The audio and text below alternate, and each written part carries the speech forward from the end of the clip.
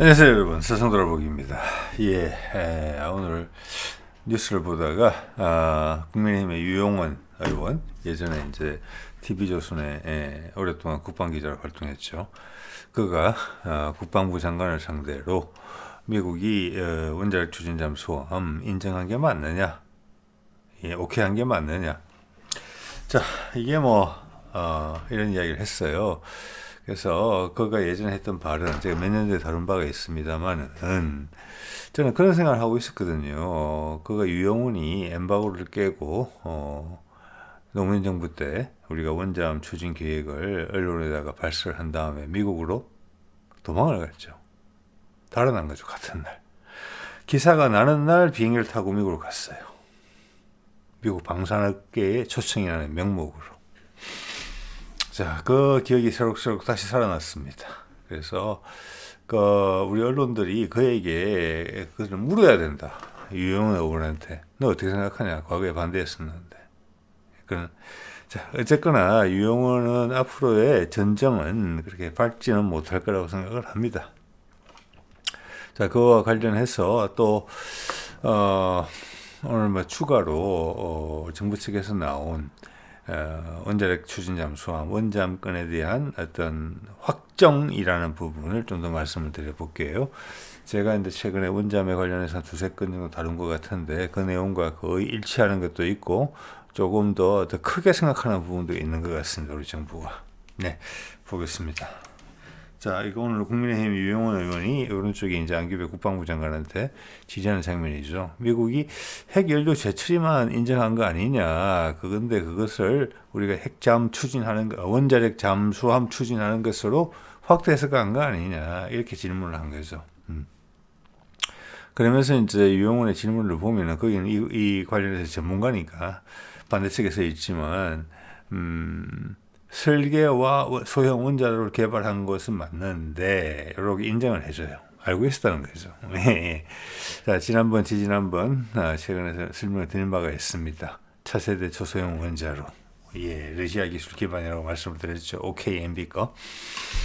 자, 그게 되는 거 이제 이런 이야기가 있었고, 제가 이제 이게 2022년 4월에 그때가 아마 윤석열이 당선이 되고 제가 지리산 여행을 한 일주일 다녀오고 이제 채널을 이제 재정립하던 시점입니다.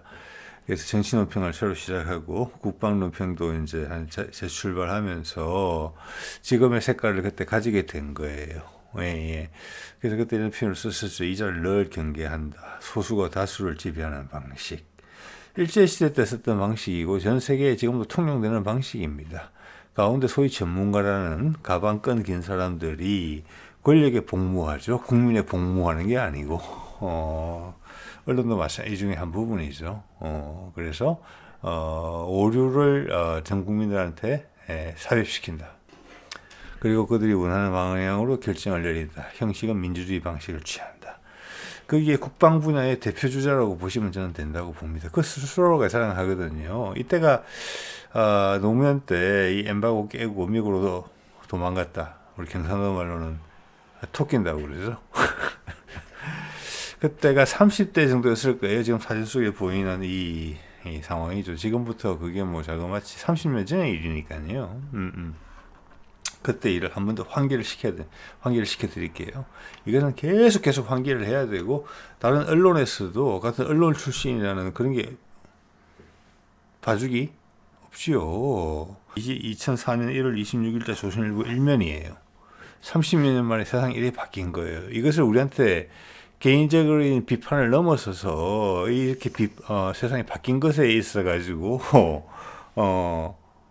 우리가 그 맥락을 이해해야 되는 부분이 분명히 있거든요. 조선일보 일면 대문기사 실려있죠. 대문기사 말고 바로 밑에 그 한국 핵추진 잠수함 개발키로 일면 유용한 기사예요. 자, 4,000톤급 여러 척 2012년 이후 실전 배치 안 보이시죠? 제가 읽고 있습니다. 작년 6월, 2003년 6월에 사업단체 설치, 이때가 노무현 때입니다.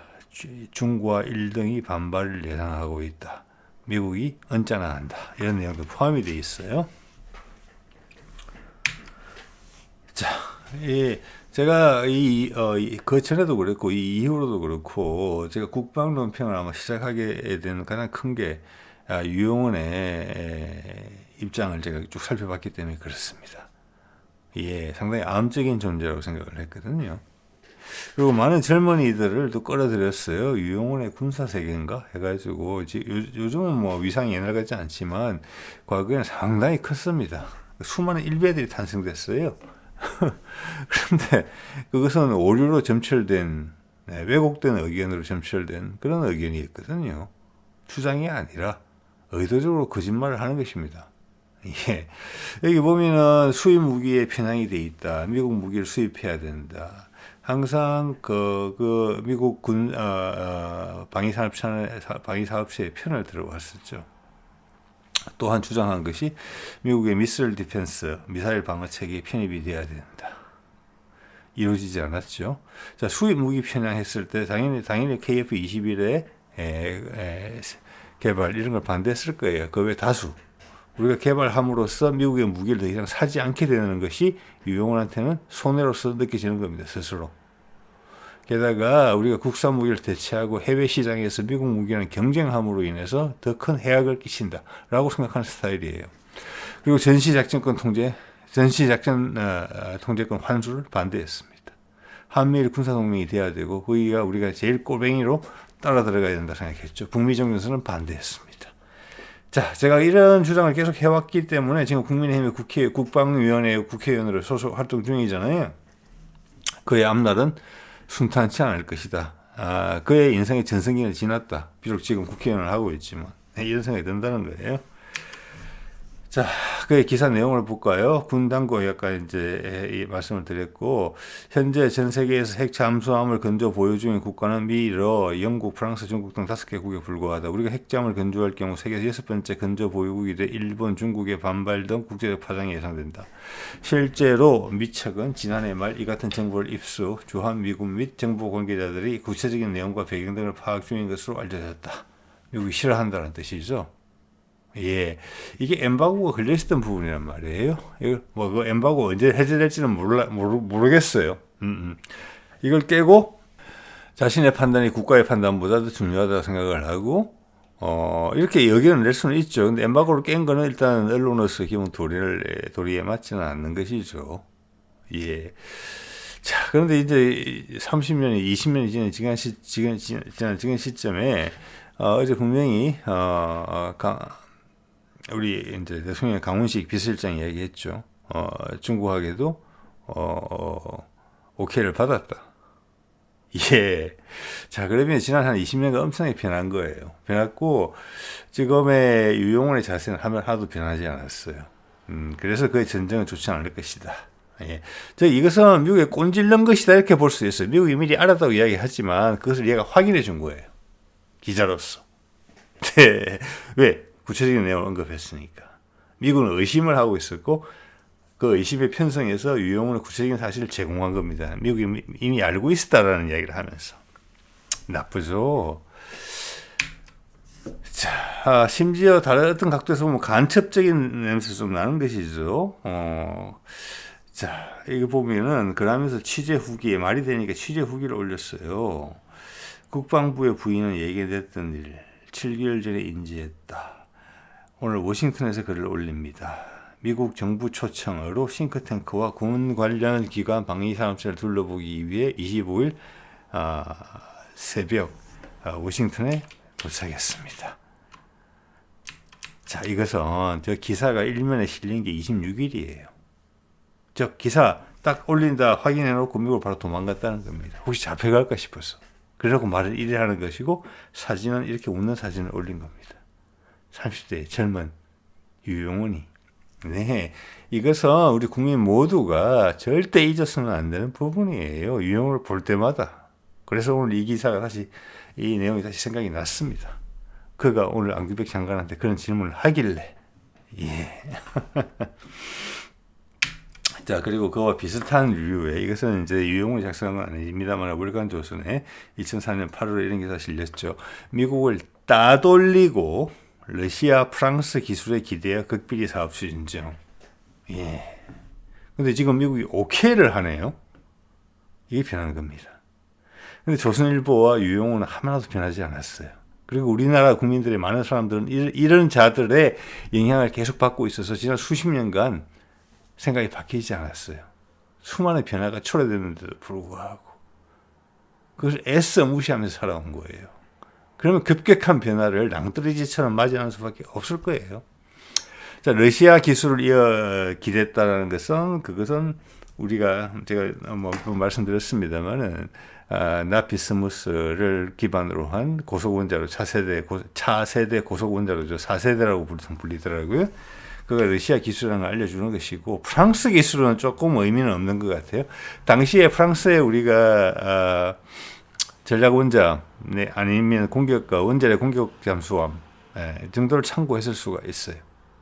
예, 자 그런 이야기를 이미 해주고 있고 밑에 빨간 줄 거 안 보이시죠? 제가 읽어드릴게요. 일부 전문가들은 이런 말이 무슨 말이죠? 내가 의견을 마음대로 쓴다는 뜻입니다. 일부 전문가들을 이야기할 때는 미국에 이제 우리 조선일보는 이렇게 생각한다는 뜻입니다. 미국에는 철저히 비밀로 한 채 탑재 원자로를 해수 담수화용으로 위장하여 얼마 전에 보여드렸던 우라노스를 개발할 때 울산과학기술원에서 해양발전용이라고 이야기를 했죠. 부유식 원전 그때도 똑같이 썼어요. 위장하여 그걸 위장이라고 표현하고 있습니다. 핵 잠수함, 원자력 추진 잠수함을 개발하는 것은 화약을 등에 지고 불에 뛰어드는 격이다 라는 비판이 있다. 조선일보가 생각한다는 겁니다. 20년 전에 그랬는데 결국은 저 프로그램이 죽었잖아요. 그래서 숨어서 개발을 한 거잖아요. 우리가 계속 했습니다. 자료들을 봤을 때 그리고 말씀도 드렸습니다. 그런데 지금 세상이 20년 만에 얼마나 많이 바뀐 겁니까, 여러분? 네, 이것이 세상이 바뀌었다는 거예요. 늘 말씀드립니다만 바뀌는 속도가 빨라지고 있다. 이겁니다. 이게 못 따라가면 큰일 납니다. 유용원과 조선일보가 못 따라가고 있어요. 또 그들에 의해서 세뇌당했던 우리 국민들 중에 많은 사람들 마찬가지예요. 예, 그런 분들 안전벨트 매야 됩니다. 자, 오늘 이제 국회에서 주고받는 과정에서 몇 마디가 나왔어요. 제가 이제 그런 말씀 드렸잖아요. 필리 조선소에서 건조해야 된다고 트럼프가 이야기했다는데 그것은 좀 말이 안 맞다는 말씀을 제가 드렸어요. 왜냐하면 1번 함은 우리가 전부 다 국산 기술로 다 만드는 건 여러분 이제 느끼시잖아요. 그러면은 1번 함 정도는 그게 이제 시행착오도 있고 제일 어려운 게 1번 함이지 않겠습니까? 그러면 그거는 우리나라에서 만드는 게 맞다는 제가 말씀을 드렸던 바가 있어요. 그래서 국방장은 똑같은 이야기 한 거예요. 트럼프 블러핑했다 이렇게 이야기하는 거예요. 사실은. 그래서 또 하는 이야기가 질문을 주고받는 과정에서 이미 설계도 돼 있고 원자도 준비돼 있다 이런 이야기 흘렸어요. 뭐 설계 이야기는 해봤어요. 일단 했고 그건 유용호도 인정하는 거잖아요. 자, 설계가 계속 제가 봐서 업데이트 됐다 이렇게 봅니다. 처음부터 그래서 안규백이 이렇게 이야기했죠. 5,000톤보다 훨씬 크다. 더 이상 말씀드릴 수 없다. 그리고 그렇게 설계를 해왔다. 자, 이렇게 되면은 어제 제가 말씀드린 프랑스의 시프랑크, 바라쿠다 시프랑크보다 훨씬 크다는 겁니다. 자, 우리는 다목적함이 될 것이다 이런 말씀을 드렸어요. 그리고 향후는 ICBM급을 가진 전략 원잠의 필요성은 떨어질 것이다. 왜냐, 그것은 진영 논리로 냉전 시대를 기반으로 하고 있거든요. 러시아와 미국 또는 중국과 미국. 근데 지금 다극화 사회로 가면은 핵무기가 필요 없느냐? 그건 아니죠. 그렇지만 꼭 지구 반대편까지 갈 필요는 없다. 내가 원하는 적을 원하는 거리에서 때리면 된다. 자, 지금 러시아의 전략 원잠도 그렇고 미국의 전략 원잠도 그렇고 뭐 17,000톤, 18,000톤대로 가요. 그렇게 큰 이유는 뭐냐면은 전략 원잠에 실는 ICBM 뭐 실기 위해서 잠수함 발사 ICBM, SLBM이라고 하죠. 그게 실기 위해서 수직 발사관의 직경이 2m에 이릅니다. 그걸 열 몇 개씩 가지고 있으려니까 크지 않은 거거든요. 예. 자, 그래서 우리가 생각하는 것은 우리도 다목적합니다. 전략 원잠의 기능도 하면서 공격 잠수함의 기능도 겸한다. 왜냐하면 미국의 지금 대표적인 공격 원잠이 버지니아급입니다. 근데 수직 발사관 다 가지고 있어요. 전략 원잠급은 아니지만 한 10,000톤이 조금 넘어가요. 저는 그래서 버지니아급의 저기 뭐야 슈프란급이 아니라 버지니아급은 수직 발사관 갖고 있거든요. 작은 거예요. 그 토마호크 같은 거 발사하는 거거든요. 그러니까 우리도 딱 그 정도로 생각한다고 봅니다. 그래서 기본은 공격 원잠이고 지상 타격 능력도 가지고 있어요. 자, 토마호크 같은 경우도 몇천 킬로 날아가거든요. 최대 사정거리로 최신형은 우리가 원하는 것도 그런 거다. 극초음속 미사일, 현무급의 미사일들 넣으면 된다. 다목적으로 쓴다. 딱이다, 그게. 자, 그 이야기를 했다고 봐요. 예. 그렇지만 기존에 이제, 장보고 3 배치 2 같은 경우도 한 10개 정도 되죠. 조금 더 키우면 10 몇 개 실으면은, 한 5,000톤급 될 것 같은데, 그거보다 훨씬 크게 간다는 거예요. 즉, 타격력이 상당한 수준까지 올린다. 버지니아급에 준하는 것까지 올릴 수도 있다. 이렇게 생각이 돼요. 지금.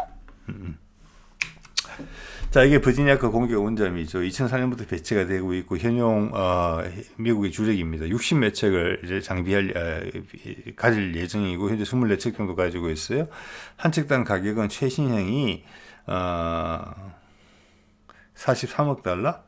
우리 돈으로 치면 5조에서 6조 정도 돼요. 자, 최신형으로 오게 되면 이게 아마 이럴 거예요. 수직 발사관 안에 이때까지 한 발씩만 들어갔거든요.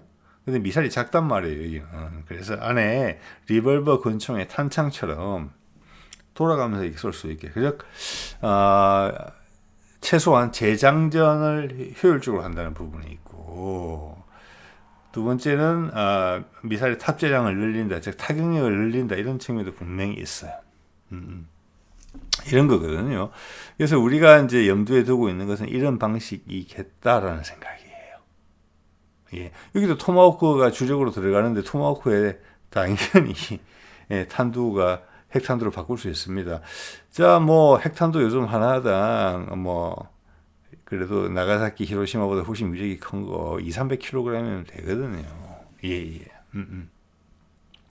이거에 오히려 가깝지 않느냐 슈프란급보다. 오늘 안규백 장관의 이야기를 봤을 때, 자, 이거 오늘 아마 필리핀 쪽에 제가 뉴스를 보다 보니까 제가 얼마 전에 한두 번 보여드렸던 2025년 마덱스에서 나왔던 하나 측에서 제시한 미래형 잠수함 컨셉. 저는 이게 이제 우리 원자력 잠수함의 원잠의 기본 디자인이라고 저는 이야기를 드리고 있죠. 일단 유순형이고 뒤에가 펌프 젯이 달려 있습니다.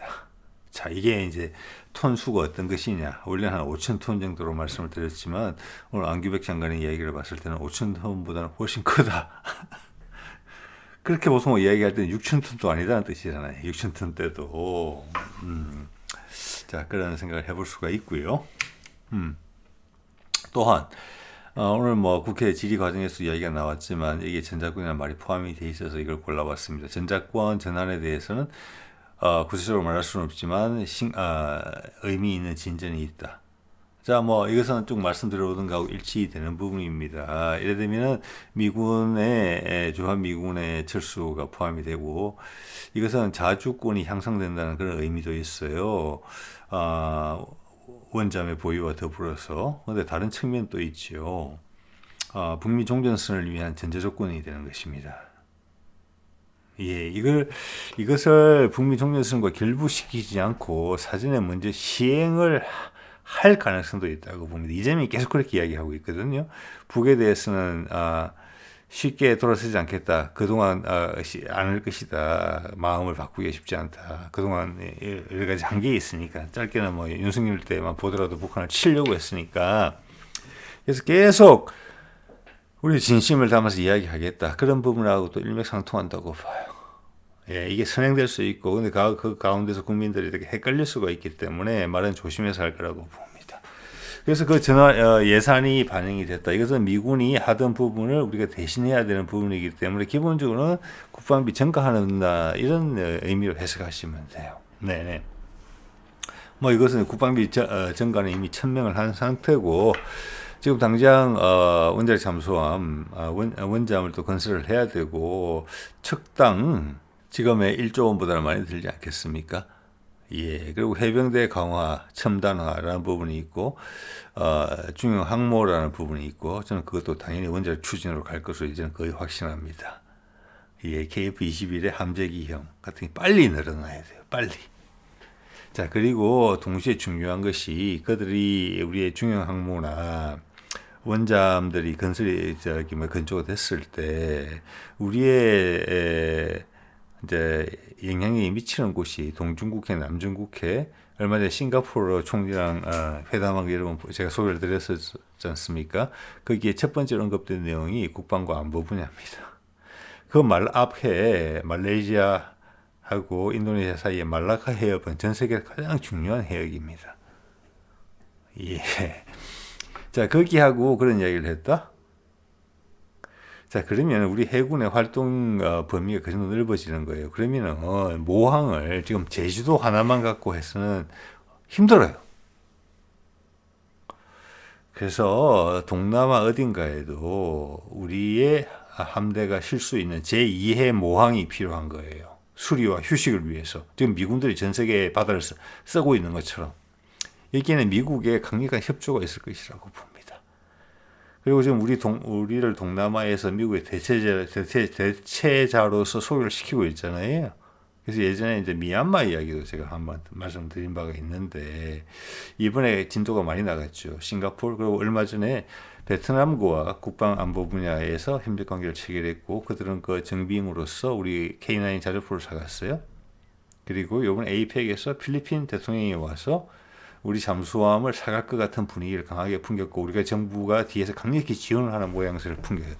현재 이제 필리핀은 미국과의 영향은 내에 있고, 지난번 자주성이 강했던 두테르테가 있을 때는 미군 기지 다 쫓겨났었지만, 지금 마르코스 대통령이 다시 오면서, 그건 과거 독재자의 아들이죠. 다시 미국하고 협력 관계가 세졌어요.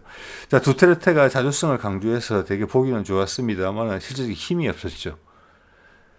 남중국해에서 중국이 팽창하니까 우리 어쩔 수 없다고 손을 벌렸어요. 그러니까 미국한테 가지 못한 거예요. 왜? 미국에서 미군도 다 쫓아내기 때문에. 자, 그래서 그런 기지를 미군이 현재 쓰고 있는 기지, 수백만 기지 같은 것에 한국군이 들어갈 수도 있다. 이렇게 볼 수도 있다고 봅니다. 그래서 이번에 필리핀이 왔을 때 우리가 접대한 것이 상당히 의미가 있다. 그 잠수함 이야기가 나왔단 말이에요. 네, 볼게요. 이런 말로 시작을 했죠. 6.25 전쟁 때 함께 싸워주는 인연이다. 감사 표하자 필리핀 반응은. 여기에 지금 우리 이제 장보고 3급 잠수함을 팔려는 계획이 지금 있고, 제가 봤을 때는 우리 정부의 의지는 있는 것 같습니다. 예. 자, 이게 이제 필리핀 쪽에서 이야기를 한 건데, 우리가 이제 포괄적인 패키지로 하나가 제안을 했다는 거예요. 배만 만들어주는 게 아니다, 잠수함만. 교육도 시킨다. 그건 뭐 보통 하는 일이고, 그 다음, 잠수함 기지까지 건설해준다. 야, 이거 의미심장하죠. 그 다음 우리가 기술적 지원을 추가적으로 해주고, 무엇보다도 중요한 것은 이 배를 사는데 필요한 돈을 한국 정부가 보증을 해준다. 한국 정부가 보증을 해주고 국책은행에서 다 빌려준다. 이런 겁니다. 그래서 하나오션은 바로 국책은행에서 돈을 받는다. 그런데 필리핀이 만에 하나 난 모르겠다라고 자빠진다면은 그것은 정부가 보증을 한다. 자, 떼일 일은 없는 거죠. 자, 이렇게 한다는 것은 지금 이제 필리핀이 생각할 수 있는 잠수함이라는 게 독일제, 뭐 스페인제 정도 되지만 거기에서는 이렇게 제한을 할 수가 없다. 정부 차원에서 적극적이지 않다. 우리 정부가 훨씬 적극적이라는 이야기입니다. 그 적극성에 대해서 충분히 이해가 되죠. 이 적극성만 가지고 되겠습니까? 미국의 안배가 있기 때문에 이 적극성을 발휘할 수 있는 공간이 생기는 겁니다. 즉 남중국해에 있어서 이쪽은 베트남, 이쪽 필리핀, 그런 말씀 계속 들어왔잖아요. 그 가운데를 한국 해군이 연결시킨다. 미국 해군은 뒤에 이선으로 빠지고, 이겁니다. 예. 자, 이렇게 되려면은 중국한테 명분이 필요해요. 지금 중국과의 관계 정립을 잘 하고 있는데 뭐냐? 그러려면은 북극 항로라는 부분이 더 강화가 돼야 돼요. 그래서 그 항로를 지키는 것이 누구나한테나 전 세계에서 소중한 항로가 되는 거예요. 한국이 주요 기착지로서 그것을 관리하겠다. 말 되는 거잖아요. 중국하고 같이 관리하자. 예. 그리고 각자의 군은 각자의 아무리 양국간의 사이가 좋더라도 어느 정도의 힘의 균형을 맞춰야 될 필요는 있는 거니까 그것을 중국이 부인하기 어려울 거예요. 즉 이것은 북극 항로랑 100% 연동이 되어 있는 겁니다. 그래야지만 중국이 오케이 하는 거예요. 그 라인을 따라서 우리 함대, 항모, 원자력 추진 잠수함 예차하면 해병대가 간다. 그리고 필리핀이나 예를 들어서 베트남은 좀 어렵겠지만 필리핀이나 제가 필리핀이 적절한 것 같아요. 거기에 미군이 이미 쓰고 있으니까 거기에 한국의 항모나 잠수함이 제2의 모항으로 쓸 수 있게 한다. 이런 그림에 가깝다. 그렇게 봤을 때는 이번 필리핀에 잠수함 파는 것은 어떻게든 해낸다. 그리고 그들은 이제 호세 리자라이라고 우리 대구급에다가 이제 수직 발사가 있는 부분을 딱 잘라낸 좀 작은 버전.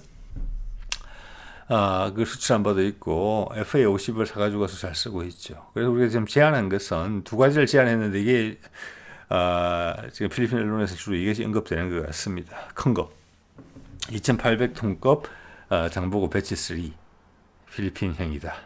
자, 이것은 이렇게 생각하시면 돼요. 그게 이제 도산 안창호급일 수도 있고 아니면 그 장보고 3 배치 2 장영실급이든지 간에 그 두 함정 중에 어떤 것을 하나 골라서 수직 발사관 부분을 자르는 것 같아요. 잘라내는 것 같아요. 네, 그래서 2800톤급이라는 게 나왔고 나머지는 기존의 함정들과 일치하는 그런 부분들. 현재 이제 몇 척인지에 대한 이야기는 안 나왔어요. 한 척을 하지는 않겠죠, 최소.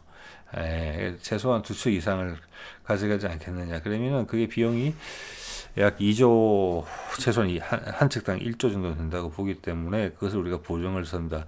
제가 봐서 충분히 그럴 만한 가치가 있다. 미국이 원하는 부분이다.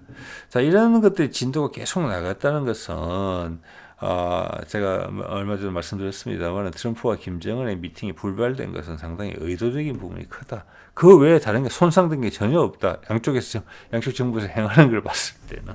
네. 자, 며칠 전에 소개해드린 한 싱가포르 전략 동반자 관계의 격상. 이도 보면 제 첫 번째 나오는 게 국방과 안보 협력입니다. 자, 이러면 벌써 싱가포르, 베트남, 필리핀. 네, 다 된 거예요. 예. 자, 그래서 저는 이들 국가 중에 어디에 또는 이 지역 어딘가에 서로 주고받기의 결과로서 우리의 제2의 기동함대 사령부의 모항이 생긴다. 필리핀이 그중 하나일 수도 있다. 이런 말씀을 제가 드리고 있는 것입니다. 자, 베트남급 말씀드렸는데 그때 베트남 대통령인지 주석인지가 국빈 방문했을 때 그때 포괄적 전략 동반자 관계로 올라갔죠. 국방 방산 협력 이게 제일 먼저 나왔습니다. 싱가포르 이야기할 때도 똑같이 이게 제일 먼저 나왔어요. 예. 그러면서 이것이 그냥 말로만 하는 게 아니다. K9 자주포 사가져갔죠. 자, 베트남 같은 경우는 러시아의 킬로급 잠수함을 한 10년 전에 도입했더라고요. 6척 정도 있는데, 그렇기 때문에 지금 당장 잠수함을 추가로 구입할 입장은 아닌 것 같아요. 자, 그리고 싱가포르 같은 경우는 한 2척 정도 있더라고요. 스웨덴 건지 노르웨이 건지. 당연히 디젤 잠수함이죠. 예. 근데 향후 이들이 잠수함을 업그레이드를 할 필요가 있다고 느껴진다면은, 우리 쪽으로 손을 되지 않을까 이런 생각이 들어요. 예. 자, 늘 남중국해에서 중국이 영향력을 행사하겠다 그러면서 자기들 생각하는 자기들의 어떤 영해라고 주장하는 부분이 텐데시 라인이라는 거예요. 점선 10개 꺼서 만든 거예요. 여기 보면은 저는 그림으로 처음 봤었는데 보니까 좀 상당히 적나라하죠. 예, 여기 보면은 베트남 코앞 필리핀 코앞까지 다 자기 영해라고 한다는 것입니다. 그렇기 때문에 베트남이 상당히 이에 대해서 압박을 받았다는 부분이 있고 필리핀 같은 경우는 깨갱한 거잖아요. 깨갱. 두테르테의 자존성은 되게 멋이 있었으나 실제적인 힘이 바탕이 되지 못했죠. 예. 그래서 필리핀은 잠수함이 없기 때문에 잠수함이라는 것은 억제력이란 말이에요. 여차 하면 너의 수송로를 내가 끊어버릴 수 있다. 이런 부분이 있는 거거든요. 2차 세계대전 때 유보트처럼. 네, 이런 부분들도 미국의 전략적 어떤 우산 속에서 이런 일이 벌어지는 게 아니다. 각 국가 단위로 자기가 살고자 하는 방식이다. 이러면서 뭐 중국하고 관계가 나빠지는 게 아니다. 무역할 건 다 하고 할 건 다 한다. 그렇죠? 만에 하나 우리는 우리를 지켜야 될 거 아니야. 너희가 그런 주장을 하고 있으니까. 자, 이런 것이 이제 다자관계로 넘어간다는 것이고, 세계가 다극화로 이제 넘어간다는 부분이고, 여기서 미국이 석 빠지면서 그 자리를 한국이 한다. 한국은 우리가 중심을 잡은 다음에 할 거 다 하지만 국방 외교 분야에서 우선순위를 우리의 상황에 맞게 결정할 수 있는 거. 그건 중국도 인정할 수밖에 없는 거예요. 자, 그런 식으로 지금 급격하게 넘어가고 있다. 자, 그래서 이것은 미국의 인도태평양 전략, 변경된 인도태평양 전략이 실용적으로 적용되고 있다. 한국에 의해서. 미국의 배려와 또는 적극적인 어떤 소개를 통해서. 이게 좀 변화의 핵심입니다. 아까도 말씀드렸습니다만 우리가 이 지역까지 가서 활동을 할 수 있는 명분을 얻으려면 물론 지금도 우리한테 되게 중요한 수상 항해로입니다만은 북극 항로라는 부분이 개통이 돼야지. 그러면 전 세계 러시아, 미국이 본격적으로 개입하게 되거든요. 러시아로 바로 연결되는 것이고 또 미국의 베링 해협을 건너서 미국 동해안으로 바로 가는 항로가 바로 되는 거란 말이에요. 전 세계, 그리고 중국, 한국, 일본이 다 기대는 엄청난 항로가 되는 거예요. 당연히 북한과의 적대 관계가 해소가 돼야지 동해로 다니죠, 배들이.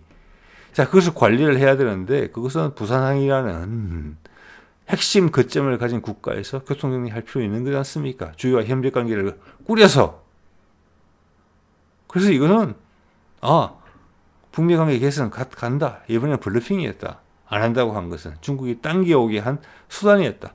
이런 제가 말씀을 드렸던 바가 있습니다. 자, 오늘 이 정도 말씀드릴게요. 네.